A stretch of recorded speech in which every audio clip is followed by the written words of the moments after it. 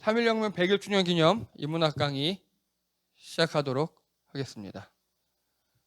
그 전에 한 가지요. 저희가 이렇게 올해 지금 이것저것 결산하고 있는데요.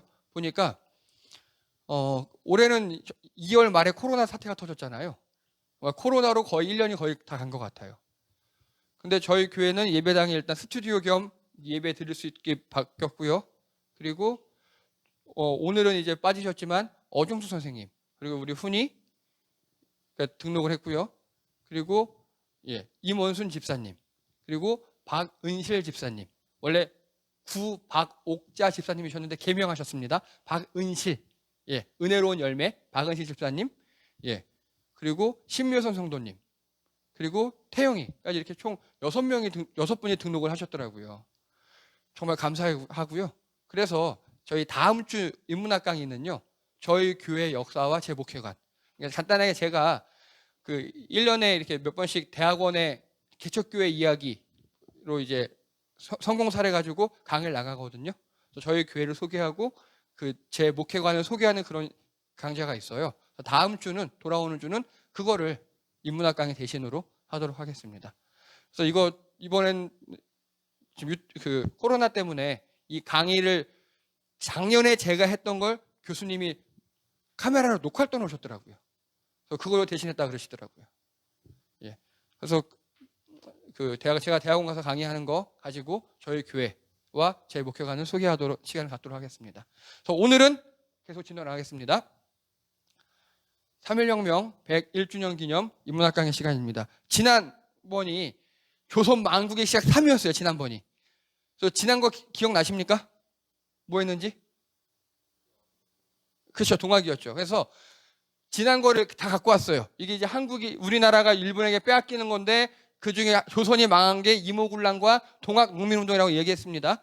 자, 그래서 지난주 복습하는 겁니다. 동학은 뭐 이렇게 쭉 되는데, 동학에서 중요한 게 척외양창의, 그리고 동학이 종교 집회였어요. 처음에는. 근데 보국 안민, 나라를 보호하고 백성들을 원하는 그런 집회로 변하기 시작했다. 이거 알아두시고요. 그리고 이제 제가 조병 하면 다 나쁜 놈이라고 그랬죠. 조병식, 조병갑 다 나쁜 놈이에요. 고부 현감의 조병갑이 나타나서 최악의 현감, 탐관오리의 극치를 보여줍니다. 그리고 최고가 만석보라 그랬죠. 물 가지고 장난치는 놈 다 나쁜 놈이라고 그랬습니다. 자, 그래서 여기 보면 이제 아라뱃길도 장난쳐서 지금 용도 변경하고 있다고 말씀드렸고요. 자, 그리고 결정적으로 조병갑이 제일 잘못한 게 전창혁이라는 순장이 탄원을 대표로 하니까 곤장으로 전창혁 씨를 죽여버렸어요. 열대 때려서 사망하게 합니다.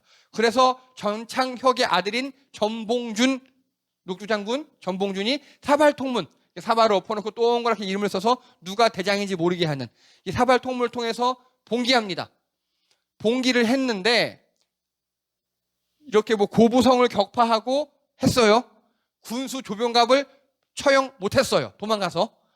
자, 그래서 고부관할을 점령 후에 재물과 식량을 재분배했습니다.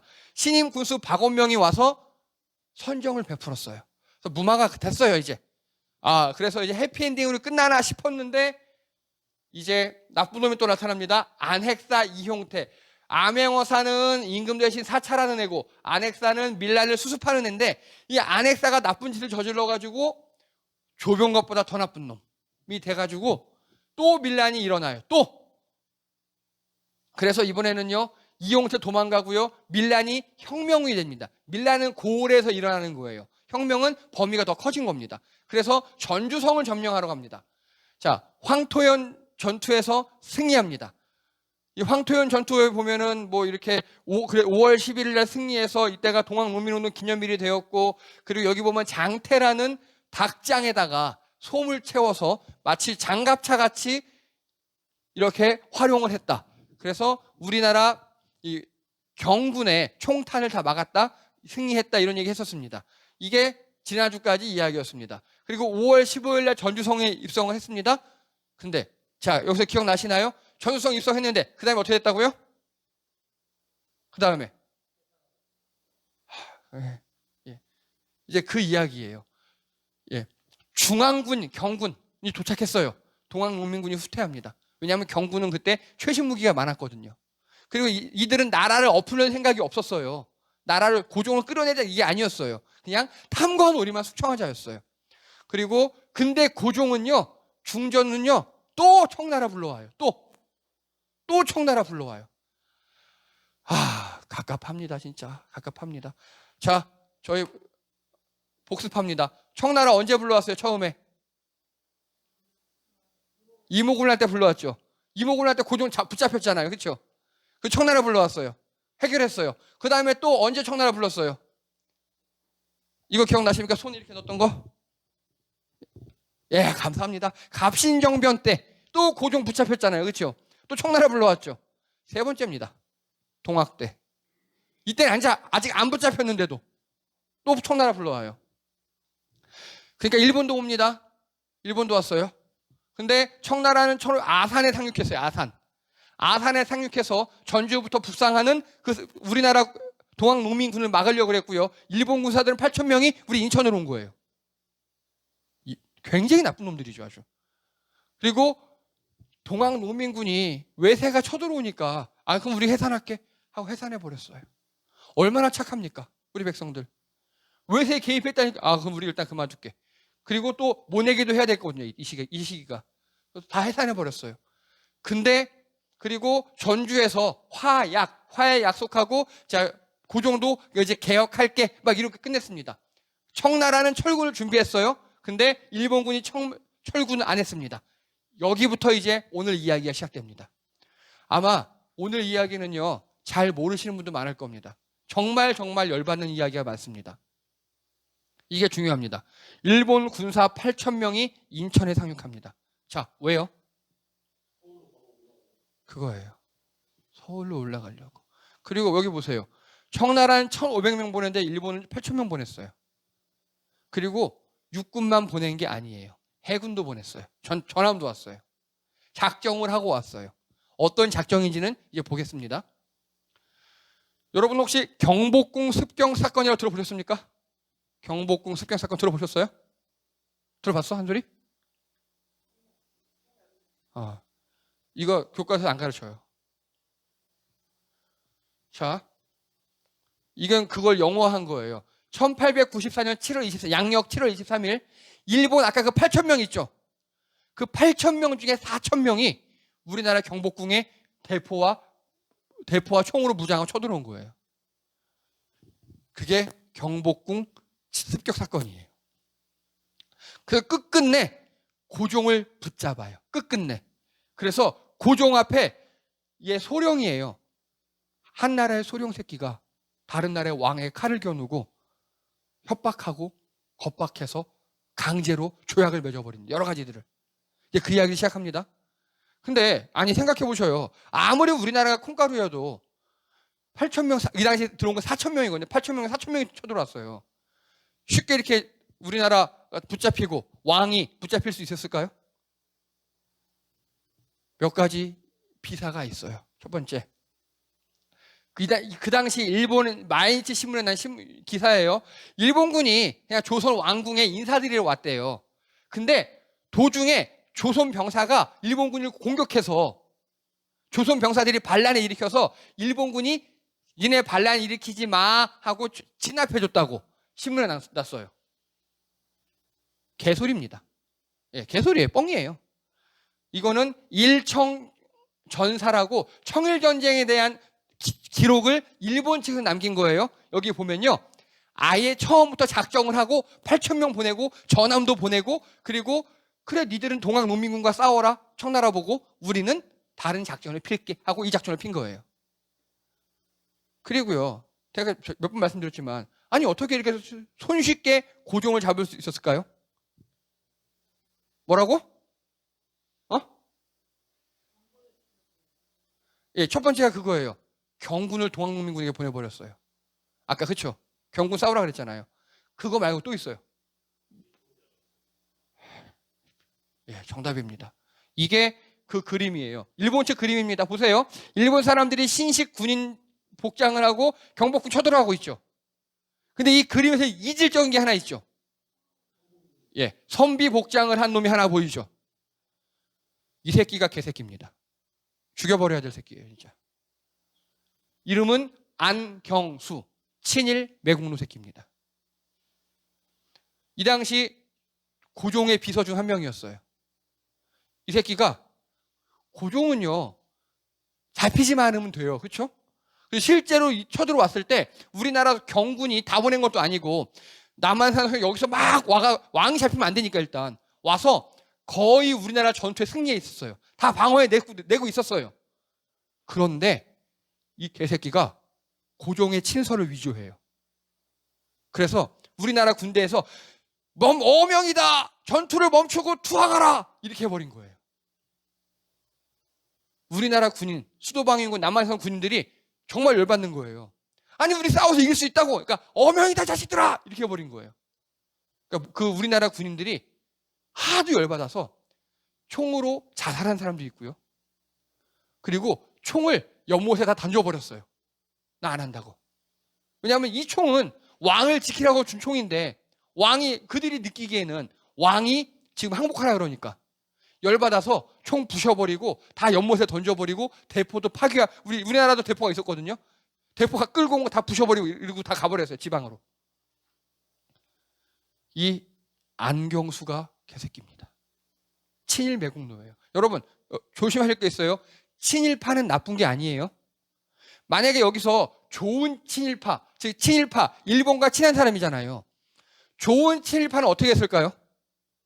좋은 친일파는 일본 사람들하고 친하니까 일본 말로 제발 이러지 말라고, 이러면 안 된다고 막 말렸겠죠. 이게 좋은 친일파예요. 친일파 중 좋은 사람은 이런 상황에서 일본군을 말린 사람이에요. 근데 나쁜 친일파, 친일 매국노는 이런 상황에서 내통해서 일본을 도와줘요. 여러분 친일파라고 다 나쁜 놈 아니에요. 그걸 구분하셔야 돼요. 즉 우리나라를 위해 친일을 하느냐, 즉 자기 이익과 일본을 친일을 하느냐를 구분하셔야 합니다. 근데 안경수는 친일 매국노였습니다.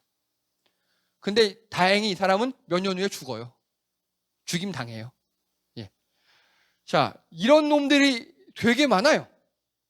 그리고 아까 칼 들고 고종을 겁박했다 그랬죠. 이 세 가지를 요구했습니다. 1번, 친일 내각을 구성해라. 그래서 김홍집이라는 총리가 되고 고종은 반쯤 물러나요. 명목상 왕이 되고 김홍집이라는 사람이 총리가 돼서 그 사람이 이제 친일 내각을 구성해요. 그리고 완전한 독립국가. 잉? 이상해요?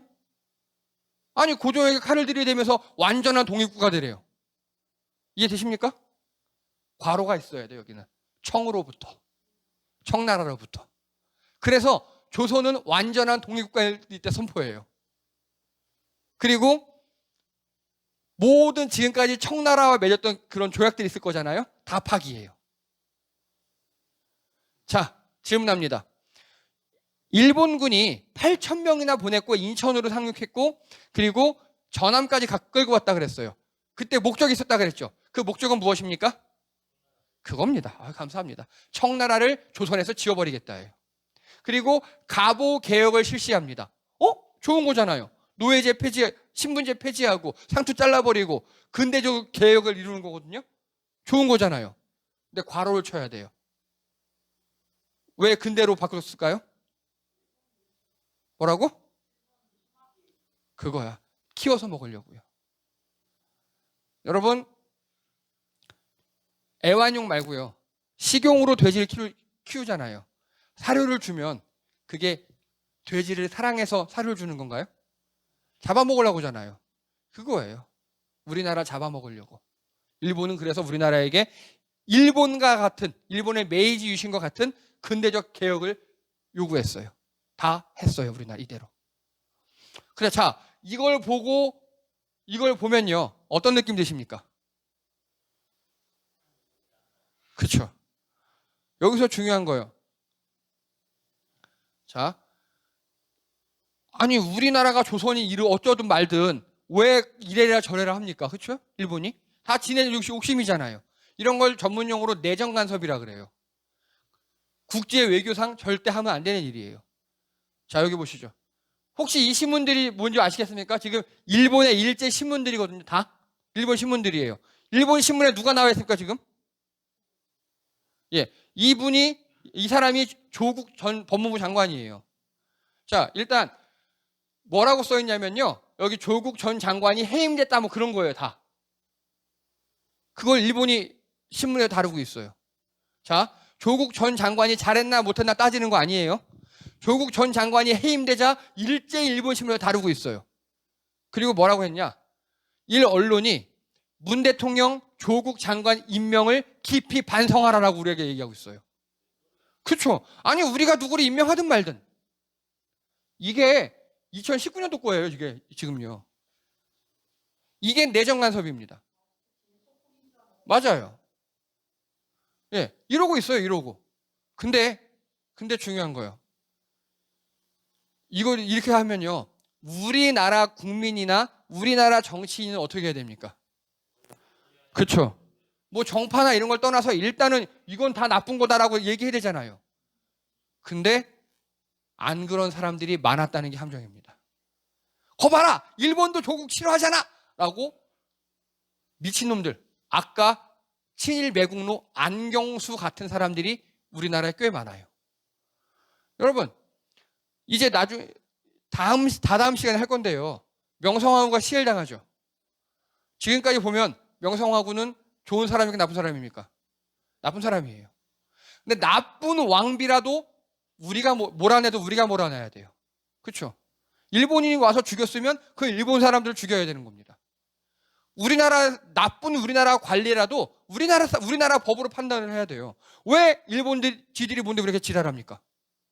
여기에 대해서 우리나라 국민이랑 다 분노해야 되는 거예요. 근데 그렇지 않은 사람들이 꽤 많아요. 우리나라의 30, 40%가 그래요. 자, 무식해서 그렇습니다. 못 배워서 그런 겁니다. 계속하겠습니다. 이때 오오시마 요시마사라는 나쁜 놈이 한 명 있었습니다.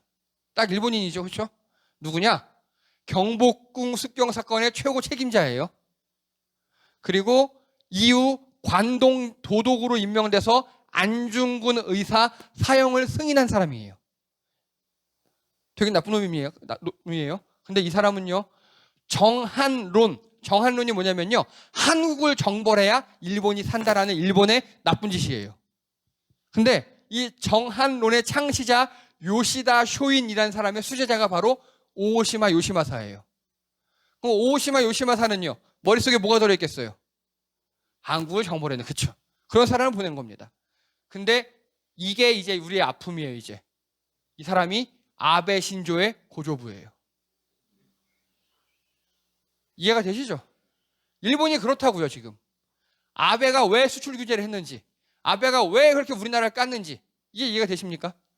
그리고요, 그러니까 아베는 안중근은 테러리스트로 사형당한 인물이라고 얘기해요. 아베는 이렇게 돼 있으니까. 자, 어떻습니까? 그리고 현재 일본 총리가 누구죠? 스가도 똑같이 얘기합니다. 안중근은 테러리스트라고. 아니, 근데 진짜 일말의 감정으로 일본인은 그럴 수 있죠. 일본인은 안중근 의사가 누굴 저격했죠? 이토 히로부미잖아요. 일본 사람들 입장에서 이토 히로부미는요, 개혁자일 수도 있어요. 일본 입장에서 100번 양보해서 그럴 수 있다 쳐요. 근데 이거 아십니까? 이거 한국 근현대사라고 뉴라이트가 만든 교과서예요. 이 교과서에 보면은 안중근은 테러리스트고 김구의 하순이라고 나와요. 우리나라 교과서인데 제가 이래서 뉴라이트를 싫어합니다. 인간으로 취급 안 합니다. 우리나라 사람이라면 안중근 의사가 어떻게 살아셨고 어떻게 목숨을 바치셨는지, 우리가 잘 먹고 잘 사는 게 안중근 의사 때문인데. 그러니까요. 미쳤다니까요. 아까 안경수 같은 사람이 아직도 있다고, 현실에. 그리고 여기서 한숨 쉬시면 안 돼요. 더 큰 한숨이 준비되어 있습니다. 이게 뭔지 아십니까? 여기 보세요. 우리 인천 부평 있죠? 부평경찰서에서 테러는 하지 마세요. 왜냐, 그때 막 지하철 테러 있고 막 이럴 때예요. 포스터를 만든 거예요. 테러 하지 마세요. 우리 시민들 테러 관심을 가지면 우리 막을 수 있어요. 라고 하면서 거기에 이게 뭐죠, 지금 이게? 안중근 의사가 자기 손가락 하나 잘라서 손바닥 도장 찍었잖아요. 단지 직인이라 그러잖아요.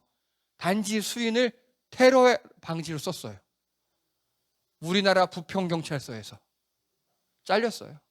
네, 결국 개념이 없는 거예요, 개념이. 이런 인간이 경찰이라니요. 그리고 또 있습니다. 자, 한솔아, 이건 좀 네가 봐야 돼. 자, 안중근은 테러리스트, 윤봉길은 나치라고 워마드에서 이런 게시물을 올렸습니다. 워마드라고 혹시 아십니까? 예, 페미니스트들 모인 여성 어떤 커뮤니티 같은 거예요. 여성단체. 워마드 메갈리아라고 있는데요. 저는 이 두 개를 일베와 마찬가지로 인간으로 보지 않습니다. 예, 안중근이 테러리스트래요. 윤봉길이 나치라고 이렇게 조롱하는 사진을 올려놨어요. 그리고 좋아해요, 지들끼리. 이게 워마드입니다. 아니, 일본인은 안중근은 테러리스트를 할 수 있을 것 같아요. 일본인 입장에서는. 일본인 입장에서 이순신 장군이 적군의 괴수잖아요. 그럴 수 있어요. 근데 우리나라 사람이라면 그러면 안 되잖아요. 되게 많다니까, 이런 사람들이 아직도 우리 주변에. 저는 이들을 인간으로 보지 않습니다. 자, 그래서 이제 청나라가 가만 안 있겠죠. 아니, 조선이 우리 건데 일본 니들이 뭔데 고종을 겁박해서 다 이렇게 해, 막 그랬을 거 아니에요. 근데 그런 말도 하기 전에 일본이 청나라에게 선빵을 날립니다. 역시 일본. 다 준비해 왔어요, 미리. 준비해 와서 첫 번째 선빵이 풍도해전이에요. 지금 현재 우리 인천하고 지금 안산 단원구 있죠. 그 앞바다. 거기 풍도가 있는데 거기서 선전포고도 없이 7월 25일 날 중국 전함에게 포를 날려요. 일본이 이깁니다. 선빵. 그리고요, 그 다음에 7월 29일 날 청일 육군이 충돌했다 나와 있는데 여기가 현재 어디냐면요. 우리 최선아 자매님 지금 사시는 곳 성환이라는 곳이 있어요. 성환. 그 성환에서 전투를 치러요. 여기서도 일본이 이깁니다. 일단 머릿수가 안 돼요. 머릿수가. 8,000대 1,500이 이랬으니까. 그리고 이제 일본이 도망가기 시작해요. 여기 성환에서 일본이 이기니까 중국이 평양으로 도망갔어요. 청나라가. 평양에서 또 이겨요. 아니, 다 좋은데 청일전쟁이잖아요. 근데 왜 우리나라 싸워요? 평양 전투 때요, 우리나라 군인들까지 징집돼서 많이 죽었어요. 서민들도 많이 죽었어요. 당연히 그렇겠죠. 그래서 여기서 또 일본이 승리합니다. 그래서 이제는 도망가요. 신의주까지. 근데 그 전에 황해도 교전에서 또 이기고요. 일본이 쭉쭉쭉 다 이겨요. 전승합니다. 아예 마음을 먹고 왔거든요. 그리고 이때 문제가요, 일본 정부가 되게 불안했어요. 내부가요. 그러니까 이 전쟁을 통해서 또 내부 결속을 다지는 거예요. 그 청나라 같은 경우는요, 영국하고 프랑스랑 또 전쟁하고 막 그러고 있었잖아요. 그러니까 여기에 힘쓸 여력이 없었던 거예요. 그렇죠. 이때 일본이 우리나라를 먹어버렸어요. 이제. 그리고 여기 최후의 저항이라고 나와 있는데 단동 만주지방에서 이제 끝나요. 그리고 여기 보십시오. 이제 라오중반도, 산둥반도, 타이완, 대만을 일본이 먹어요. 중국이 졌으니까. 이게 청일전쟁이에요. 아예 청나라 일본 싸우라 그래요. 지들끼리 알아서 싸우든 말든. 근데 문제는 주 전장이 우리나라였다는 거. 그리고 우리나라에서 이제 청나라의 모든 기득권과 청나라 세력이 없어졌어요.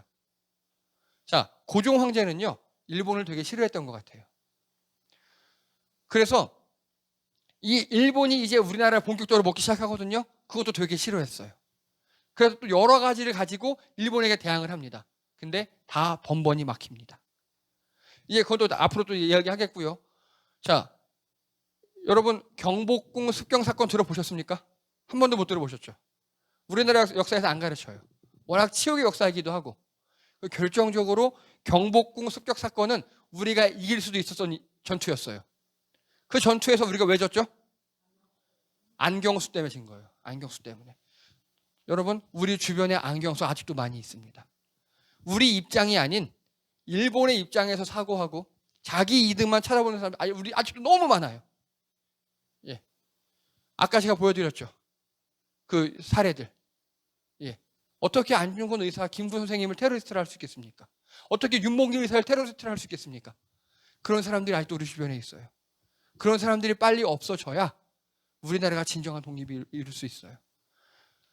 자, 제가 이 문학 강의를 하는 이유도 그겁니다. 그 이유에서입니다. 오늘은 여기까지입니다. 수고 많으셨습니다. 여기까지입니다. 예, 네.